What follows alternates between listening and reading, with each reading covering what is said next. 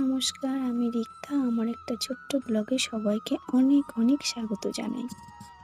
তো এখন প্রায় পৌনে ৬টার মতো বাজে। আজ একটু দেরি করে উঠেছি। যথারীতি ভোরের আলো কিন্তু ফুটেই গেছে। সকাল হয়ে গেছে ভালো রকম। সকালে যথারীতি সমস্ত ঘরবাড়ি ঝাড়ু দিয়ে নিয়েছি। আর এটা হচ্ছে ছেলেরা পড়াশুনো করে, ছেলেমেয়ে সেই বেডরুমটাকে সুন্দর করে ঝেড়ে পুছিয়ে পরিষ্কার করে ঝাড়ু দিয়ে নিচ্ছি। সকালবেলার কাজগুলো যত তাড়াতাড়ি করা হয়ে যায় আমার ততই ভালো লাগে। তো যাই হোক, আমি সকালবেলার কিছু কাজকর্ম করে এখানে বসে পড়েছি গরম জল খাওয়ার জন্য। আজ একটা কথা শেয়ার করব।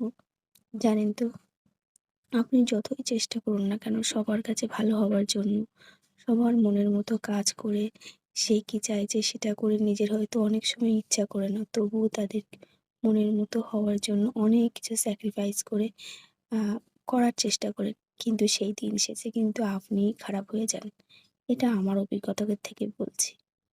তো এখন একটা জিনিস বুঝেছি যে নিজের চাহিদার, নিজের ইচ্ছাটাকেও গুরুত্ব দেওয়া দরকার আছে।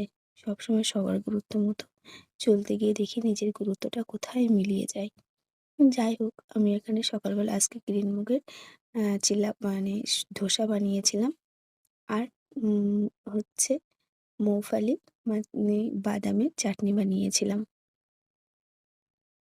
এটা খুব হেলদিও হয় এবং খেতেও কিন্তু খুব টেস্টি হয়। তো আমার ১ম এ বানিয়ে মেয়েকে দিয়ে দিয়েছি। ও বসে পড়েছে। ওর খুব খিদে পেয়ে গেছিল যেহেতু সকাল প্রায় ৮টা বেজে গেছে। আর ও সকালে উঠে আগে ওকে ব্রেকফাস্ট দিতে হয়। তো খেতে বসে গেছে। এই যে আমার মেয়ে খাচ্ছে। একটু গরম ছিল, হাতে হয়তো একটু লেগেছে। ওকে খাইয়ে-দাইয়ে, যেহেতু আজকে সানডে, আ স্কুল নেই, পড়াও নেই। আমি পড়াতে বসে গেছি। অনেকগুলো হোম টাস্ক ছিল। তাছাড়া ওর পরীক্ষাও চলছে। সেগুলো বারবার রিভিশন